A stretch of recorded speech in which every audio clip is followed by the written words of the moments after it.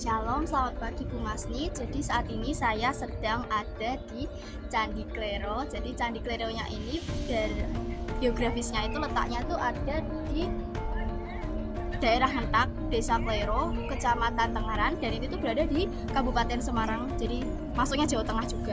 Jadi candi ini tuh sudah ada sejak tahun 1995 itu waktu ditemukannya, dan ini tuh dibangun, jadi kayak dibenerin sampai pada tahun 2010. Jadi bisa kita lihat ini batunya itu juga ada beberapa yang kayak dibenerin gitu. Nah, jadi di sini itu bisa kita lihat pada waktu ditemukan itu tuh ada patung dewanya, jadi patung dewa Siwa gitu kan. Tapi patung dewanya itu tuh dipindahkan ke Semarang. Jadi ini kita lihat. Jadi nah ini mungkin suasananya sedikit gelap karena emang di sini nggak ada pencahayaan, kan tertutup batu semua. Tapi tadi kan ada jendelanya, jadi jendelanya tuh ditutup batu juga. Nah ini tuh bisa kita lihat di sini. Nah ini tuh, jadi ini adalah tempat buat naruh persembahan kalau ada hari-hari raya keagamaan.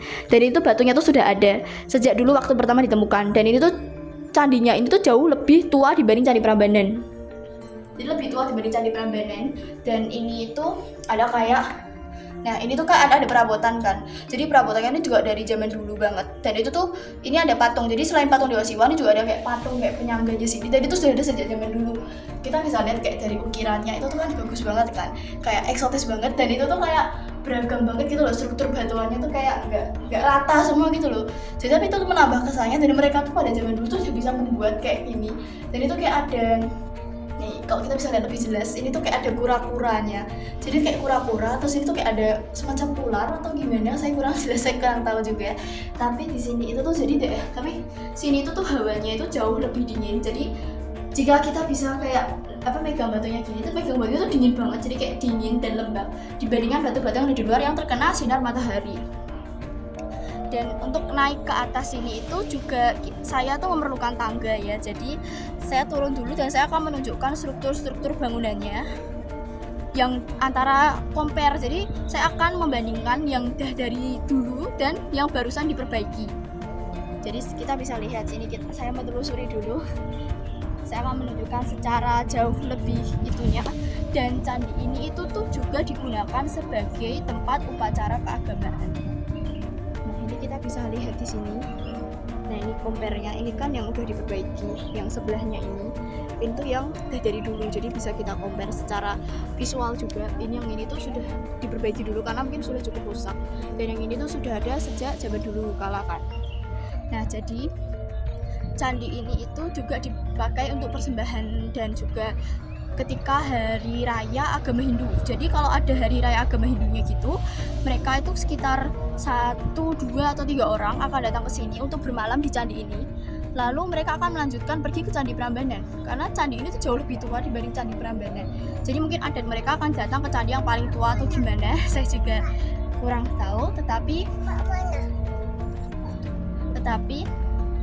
candi ini juga lumayan bagus, dan walaupun kecil tapi candi ini juga merupakan candi yang juga merupakan budaya Indonesia, dan ini tuh harus kita jaga sampai mungkin anak cucu kita juga akan melihat keindahan candi ini. Jadi saya ini di sini sekarang saya pergi ke candi ini yang saya kurang tahu tentang asal usul candi ini, karena candi ini menurut informasi Google dan beberapa informasi lainnya tuh merupakan candi yang cukup misterius, karena dikabarkan juga tidak diketahui yang membuat siapa. Tetapi menurut informasi yang ada, candi ini dibuat untuk tanda untuk kerajaan Singasari, yang artinya juga merupakan kerajaan Hindu kan pada zaman itu. Nah bisa kita lihat ini tuh terdapat jendela yang menghubungkan ke ruangan tadi, tetapi jendelanya itu tertutup oleh batu, jadi tidak bisa kita lihat terlalu dekat juga.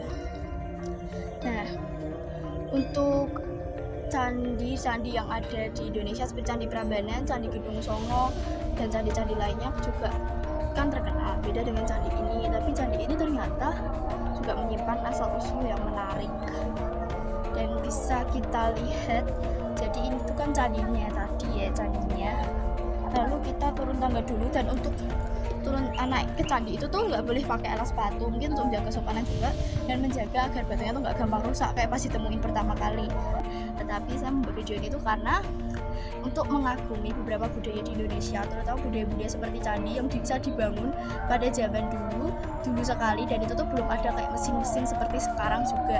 Jadi walaupun asal-usul candi ini kurang jelas, saya cukup mengagumi bagaimana struktur candinya ini dan bagaimana mereka bisa membuat seperti atapnya itu kayak sedikit melengkung dan agak runcing walaupun agak tumpul itu ya di bagian sini. Itu juga. Terima kasih Bu Masih sudah mendengarkan.